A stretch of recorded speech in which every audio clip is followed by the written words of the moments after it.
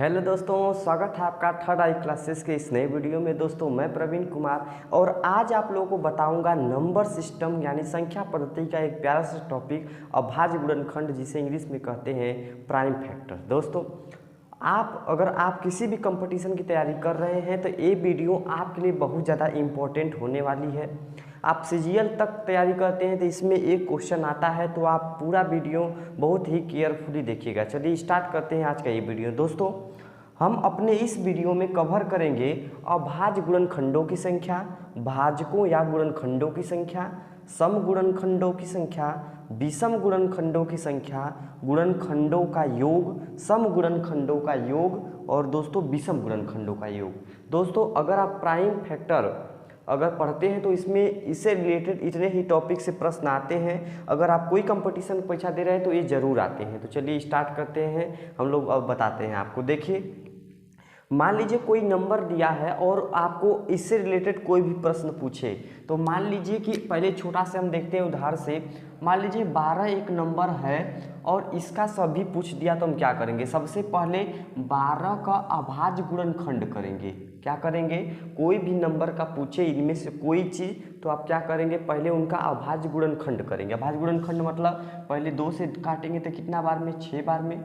फिर 2 से करेंगे तो कितना बार में? 3 बार में। फिर 3 से करेंगे तो कितना बार में? 1 बार में। अब हमको ये पता चला कि 12 का जो होता है वो क्या होता है? 2 कितनी बार है? 2 है 2 बार। और यहाँ पर 3 कितना बार है? 3 1 बार है। तो इसमें से मेरे भाई इतने क्वेश्चन पूछ सकते हैं। तो आपको यदि फर्स्ट वाला पूछा कि अभाज्य गुणनखंडों की संख्या, अभाज्य गुणनखंडों की संख्या क्या होगी? अगर पहला पूछा तो आप क्या करेंगे? पहला आप ये करिए कि अभाज्य गुणनखंडों की संख्या क्या है। इसका मतलब इसको कितने लोग काटे हैं। अगर साधारण भाषा में बोली, जैसे आप लोग कहते हैं काटे, काटना, तो कितने सब इसको काटे हैं? तो 1 2 3 लोग काटे हैं ना। इसका मतलब अभाज्य गुणनखंडों की संख्या कितनी हो जाएगी? इसमें 3 हो गई। कितनी हो गई दोस्त? अभाज्य गुणनखंडों की संख्या कितनी हो गई? इसमें 3 हो गई। अगर आपको घात के हिसाब से प्रश्न दिया रहे तो पहले इसको इसमें चेंज करेंगे, बाद में बताएंगे क्या कि घातों को जोड़कर 2 1 कितना हो गया? 3। तो यहाँ से क्या निकला? 3 निकला। इस प्रकार से हम बताएंगे। दूसरा क्वेश्चन क्या पूछ सकता है दोस्तों? दूसरा प्रश्न पूछ सकता है भाजकों या गुणनखंडों की संख्या। क्या? भाजकों या गुणनखंडों की संख्या अगर आपसे पूछे, मतलब कितनी ऐसी संख्या है जो उसको पूर्ण रूप से डिवाइड कर देंगे, पूर्ण रूप से विभाजित कर देंगे, तो क्या कहेंगे? यहाँ पर आधार के घात पे जितनी भी संख्या रहेगी, क्या जो आधार है उसके घात पे जितनी भी संख्या रहेगी उससे 1 बढ़ाकर गुणा करेंगे। तो ये इसके घात पे 2 है तो 2 में 1 बढ़ाएंगे, कितना हो जाएगा? 3। और यहाँ पर 3 घात पे कितना है? 1 है, तो क्या करेंगे? 1 में जोड़ेंगे 2, तो 3 दूनी कितना हो गया दोस्तों? 6 हो गया। ये 3 दूनी कितना हो गया? 6। यानी अगर भाजकों या गुणनखंडों की संख्या पूछा तो 3 दूनी कितना हो गया? 6। दोस्तों एक नंबर दिया था, उससे हमने पूछा था अभाज्य गुणनखंडों की संख्या, तो हमने क्या निकाला? कितने लोग इसको भाग दे पाए हैं? तो 3 लोग भाग दे पाए हैं, तो 3। अब 3 दूनी 6।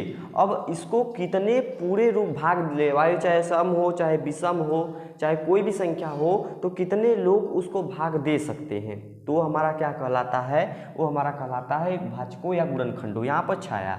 अब ध्यान से देखेंगे 12 के कैसे हम मानेंगे। हम तो नहीं मानेंगे कि रियल में आप सही बता रहे हैं कि गलत बता रहे हैं। तो देखिए कैसे हम मानेंगे। 12 का अगर हम देखें तो 12 को हम देखते हैं कितने लोग इसको विभाजित कर सकते हैं। तो हम देखेंगे तो 1 का भाग इसमें पूर्ण रूप से जा सकता है, 2 का भी जा सकता है, 3 का भी जा सकता है, 4 का भी जा सकता है, 6 का भी जा सकता है, 12 का जा सकता है। तो इतने लोग क्या होंगे? 12 के गुणनखंड। यही यहाँ निकाले हम गुणनखंडों की संख्या। 1 2 3 4 5 6, तो क्या हो गया? 6। यहाँ पर क्या हो गया? गुणनखंडों की संख्या हो गया। अब तीसरी बात अगर आपसे पूछे, क्या पूछेगा? सम गुणनखंडों की संख्या। क्या दोस्तों? अगर सम गुणनखंडों की संख्या पूछे आपसे तो आप क्या करेंगे? सम गुणनखंडों की संख्या पूछे तो यहाँ पर 2 सम है ना। जो सम रहेगा, क्या जो सम रहेगा उसके घात में जो भी संख्या है उसको हम लोग को कुछ नहीं करना है, उस संख्या को सेम वही लिख देना है और गुणा क्या करना है, गुणा का चिन्ह है, गुणा करेंगे जो घात विषम संख्या की जो घात पे रहेगी उसमें एक बढ़ाकर क्या करना है, गुणा कर देना है। तो एक में एक जोड़ेंगे कितना हो जाएगा 2, तो 2 दूनी कितना हो गया दोस्तों 4।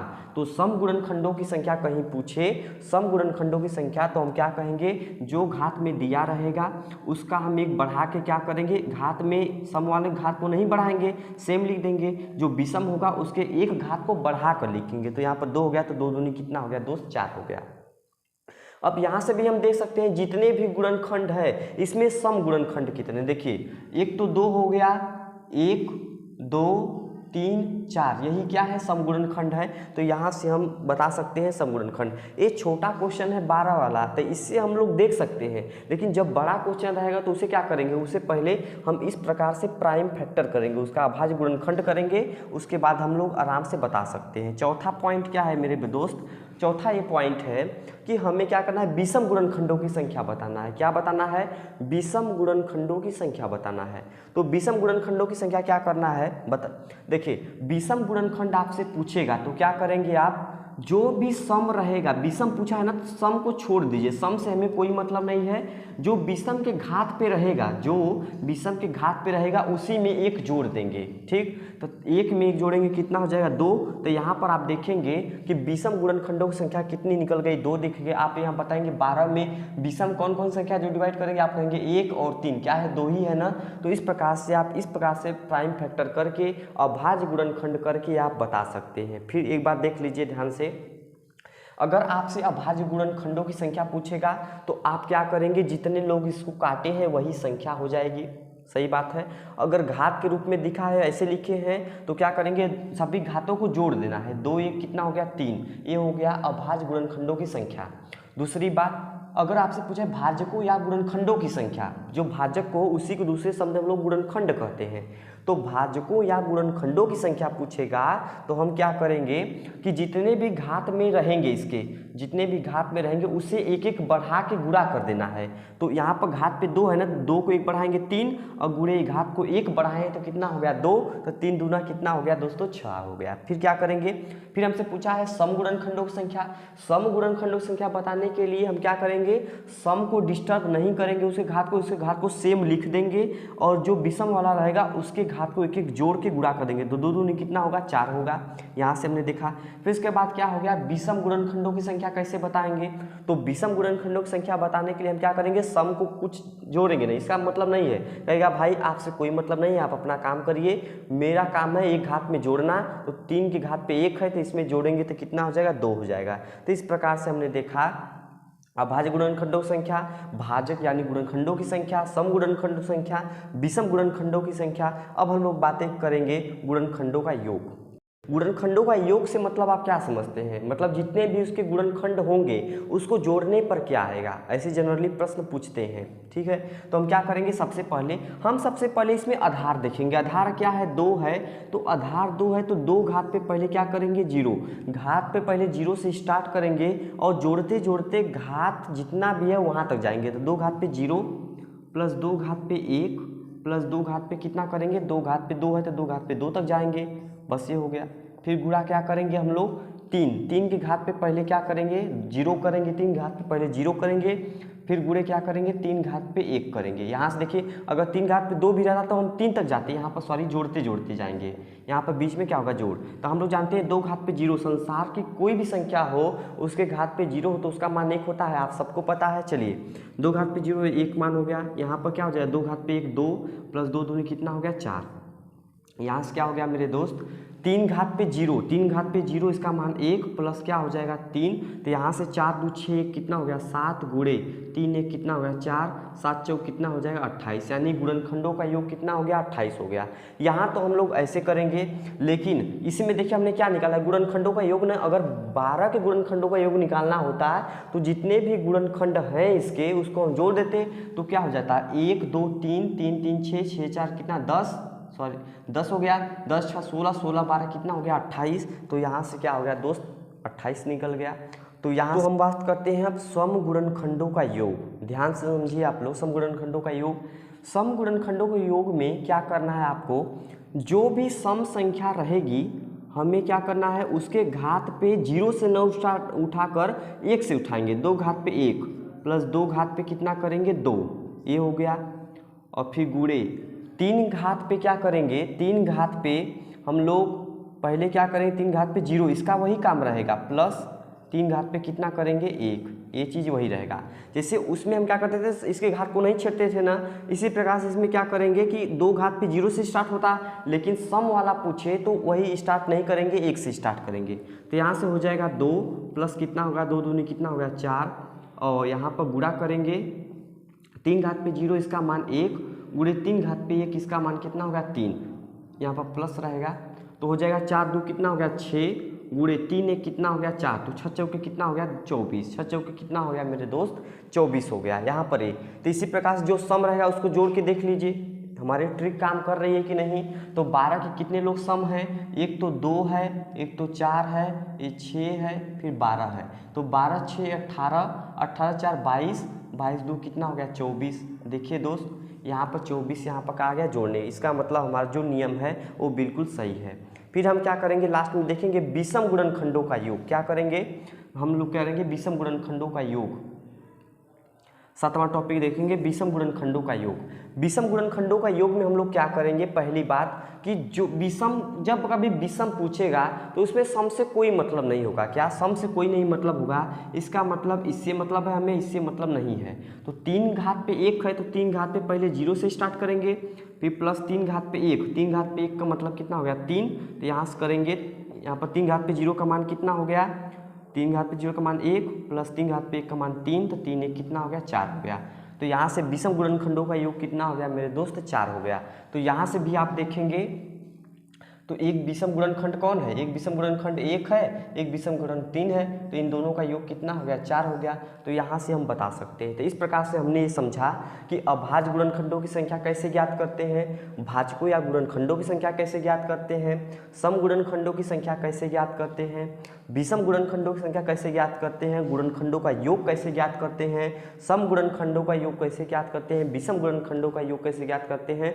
अब दोस्तों हम लोग दूसरा उदाहरण लेते हैं और उससे सभी चीज़ निकाल कर आपको बताते हैं कि बड़ी बड़ी संख्या रहेंगी तो कैसे आप उसका ये सभी टॉपिक आप लोग निकाल पाएंगे। देखिए दोस्तों, मान लीजिए एक संख्या, मान लीजिए 60 दिया है, संख्या क्या दिया है 60 दिया है, और उसका पूछे ये सभी टॉपिक पूछे तो आप कैसे करेंगे। सबसे पहले जिसका भी पूछे उसका अभाज्य गुणनखंड करिए। 2 से काटेंगे कितना बार में जाएगा 30 बार में, 2 से काटेंगे कितना बार में 15 दूना 30 होता है, फिर 3 से काटेंगे कितना बार में 5 बार में, ये हो जाएगा। यानी कि हम देखेंगे कि 60 का गुणनखंड करने पर, अभाज्य गुणनखंड करने पर क्या आया, 2 घात पे 2, 2 कितनी बार है 2 बार है, 3 कितनी बार है 1 बार है, 5 कितनी बार कितना बार है दोस्त 5 1 बार है, तो ये करेंगे। अब आपसे पहला क्या पूछेगा, पहला आपको पूछेगा कि अभाज्य गुणनखंडों की संख्या। अभाज्य गुणनखंडों की संख्या के लिए क्या करते हैं, घात को जोड़ेंगे। 2 1 3 1 4 कितना हो गया 2 1 3 1 4 हो गया दोस्त। यहाँ से भी देखेंगे 1 2 3 4, यहाँ पे भी हो गया। दूसरी बारे की बात करते हैं हम भाजकों या गुणनखंडों की संख्या। तो भाजकों या गुणनखंडों की संख्या के लिए सबके घात पे 1 1 जोड़कर गुणा करते हैं। तो इसके घात पे 2 है ना, तो 2 में 1 जोड़ेंगे कितना हो गया 3, यहाँ पर 1 है ना, 1 बढ़ाकर कितना हो गया 2, 1 बढ़ाकर कितना हो गया 2, तो यहाँ से 3 दूनी 6, 6 दूनी कितना हो गया 3 दूनी 6 दूनी 12, तो यहाँ से क्या हो जाएगा 12 हो जाएगा। 120 60 का क्या हो जाएगा 12 हो जाएगा। अब तीसरा टॉपिक की हम बात करेंगे क्या कि सम गुणनखंडों की संख्या। क्या सम गुणनखंडों की संख्या। तो सम गुणनखंडों की संख्या के लिए हम क्या करेंगे कि सम गुणनखंड संख्या के लिए सम वाले का घात वही रखेंगे हम लोग, वही रहेगा, और इसके घात को 1 1 बढ़ा के जोड़ना है। तो 1 में 1 जोड़ेंगे कितना हो गया 2, यहाँ पर 1 में 1 जोड़ेंगे कितना हो जाएगा 2, तो 2 दूनी 4 दूनी कितना हो जाएगा 8, यानी सम गुणनखंडों की संख्या कितनी हो जाएगी 8। अब चौथे टॉपिक की हम बात करेंगे विषम गुणनखंडों की संख्या। क्या दोस्त, विषम गुणनखंडों की संख्या आपको बताना है। तो ध्यान से देखिए, विषम गुणनखंडों की संख्या के लिए सम से हमें कोई मतलब नहीं है। विषम जो भी रहेगा उसके घात में 1 1 जोड़ के गुणा करना होता है। तो यहाँ पर घात पे 1 है तो हो जाएगा 2, गुणे घात पे 1 है तो 1 बढ़ाकर कितना हो जाएगा 2, तो 2 दूनी कितना हो गया 4 हो गया। अब यहाँ से ये समझ सकते हैं कि सभी गुणनखंड कितना है 12 है, तो उसमें यदि सम 8 है तो विषम कितना होगा 4 होगा। तो अगर आप पूरा निकाल दिए गुणनखंडों की संख्या, उसके बाद सम आप निकाल दिए तो विषम आराम से आप निकाल सकते हो, या तो आप सम मतलब पूरा निकाल दिए उसके बाद आप विषम निकाल दिए तो सम आराम से निकाल सकते हैं। तो इससे आप आराम से कर सकते हैं क्योंकि 8 4 12 सम और विषम मिलाकर पूरा 12 हो गया है। तो अब हम लोग देखते हैं पांचवा टॉपिक। पांचवा टॉपिक क्या है? गुणनखंडों का योग। गुणनखंडों का योग के लिए हम क्या बताएं मेरे भाई, मैं बताया हूँ कि जो घात पे रहेगा यहाँ से उसके घात पे पहले 0 से स्टार्ट होगा। 2 घात पे 0 प्लस 2 घात पे कितना 1 प्लस 2 घात पे कितना रहेगा 2, यहाँ से ये चीज़ें हो गई। फिर क्या करेंगे गुणा, यहाँ से क्या करेंगे 3 घात पे 0 3 घात पे 0 प्लस 3 घात पे कितना 1, ये भी जितना घात रहता उतना तक जाते। फिर गुणा क्या करेंगे 5 घात पे 0 फिर गुणे 5 घात पे कितना हो गया 1। अब यहाँ से देखिए 2 घात पे 0 मान कितना 1 प्लस 2 घात पे 1 कितना मान हो गया 2 प्लस यहाँ से क्या हो गया 4, यहाँ से क्या हो गया मेरे दोस्त 4 हो गया। और गुणे 3 घात पे 0 इसका मान 1 प्लस 3 घात पे 1 का मान कितना होगा 3, यहाँ से 5 घात पे 0 का मान कितना 1 प्लस यहाँ पर रहेगा तो यहाँ पर प्लस करने पर कितना हो जाएगा 5 करने पर 5 आ जाएगा। तो यहाँ से हम क्या करेंगे 2 1 3 4 3 कितना हो गया 7 गुणे 3 1 कितना हो गया 4 गुणे 5 1 कितना हो गया 6। तो यहाँ से हो जाएगा कितना, यहाँ से हो जाएगा 7 चौक कितना हो जाएगा 28 28 गुणे 6 जब आप गुणा करेंगे तो 8 6 48 48 के 88 लगा 4 6 दूनी 12 12 4 कितना हो गया 16 यानी 168 आ गया। क्या इसका करेंगे आप गुणनखंडों का योग तो कितना होगा 168 आएगा। इसका मतलब अगर 60 को जितनी भी संख्या भाग दे पा रही हैं यदि सभी को आप जोड़ेंगे तो 168 हमारा आएगा। छठवां टॉपिक देखते हैं क्या है सम गुणनखंडों का योग। अब हम लोग क्या देखते हैं सम गुणनखंडों का योग। सम गुणनखंडों का योग, सम गुणनखंडों के लिए हम लोग क्या करेंगे जो 2 घात पे 0 से स्टार्ट हमें करना था वो क्या करेंगे हम लोग 2 घात पे 1 से स्टार्ट करेंगे। 2 घात पे 1 और प्लस 2 घात पे क्या करेंगे 2 घात पे 2 ये हो गया।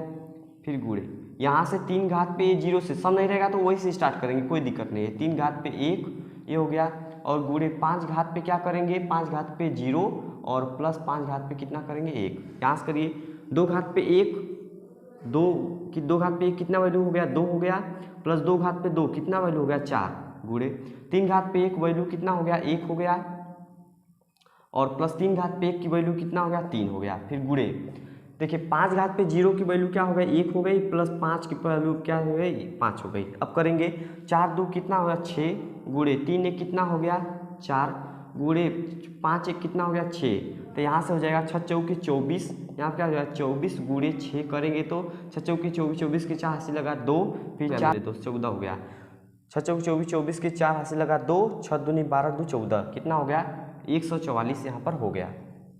चलिए अब लोग बात करते हैं लास्ट वाला विषम गुणनखंडों का योग कैसे करेंगे।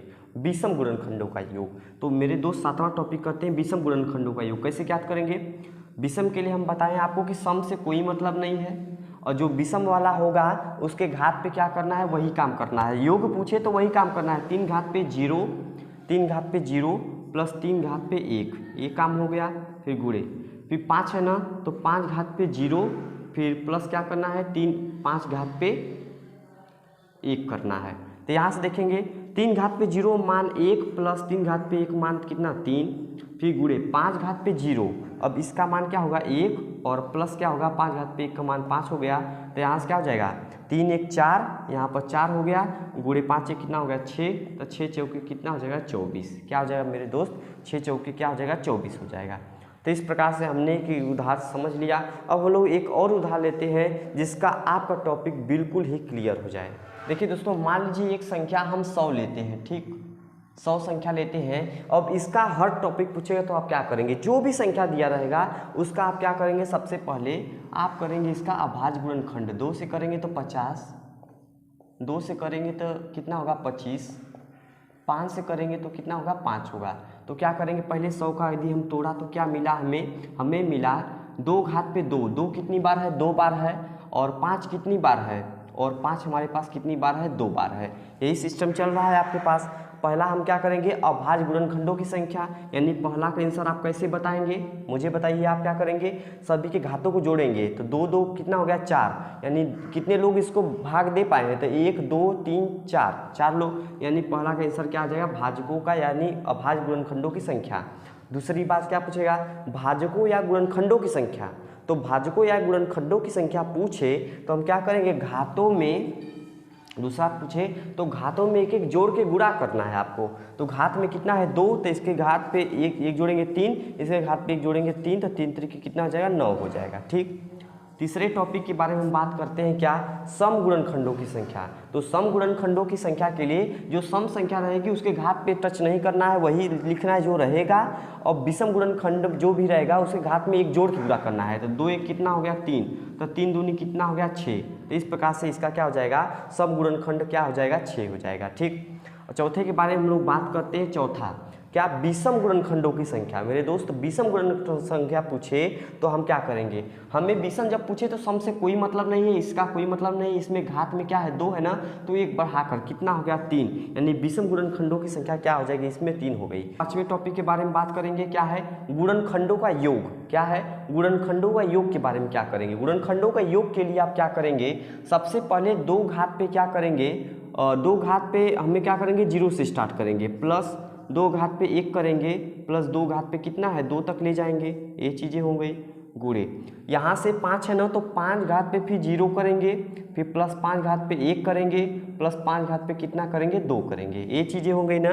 अब देखिए 2 घात पे 0 उसका मान 1, प्लस यहाँ पर 2, प्लस यहाँ पर क्या हो जाएगा, प्लस यहाँ पर 2 दूनी 4, ये चीज़ें हो गई गुणे। 5 घात पे 0, 5 घात पे 0 का मान कितना 1, प्लस यहाँ पर क्या हो गया 5, प्लस 5 5 कितना हो गया 25।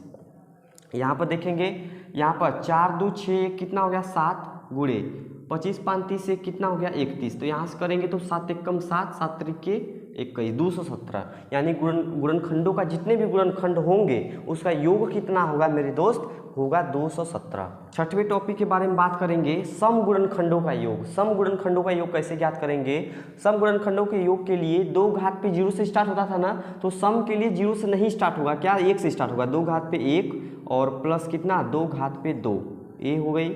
फिर गुणे यहाँ पर 5 घात पे क्या करेंगे 0 से स्टार्ट करेंगे, और यहाँ पर प्लस 5 घात पे क्या करेंगे 1, प्लस 5 घात पे कितना करेंगे 2। तो यहाँ से करेंगे 2 घात पे 1 का मान 2, प्लस 2 दूनी कितना हो गया 4। यहाँ पर क्या हो जाएगा 5 घात पे 0 का मान कितना होता है दोस्त 1 होता है, तो 1 प्लस यहाँ पर 5 प्लस कितना होगा 25।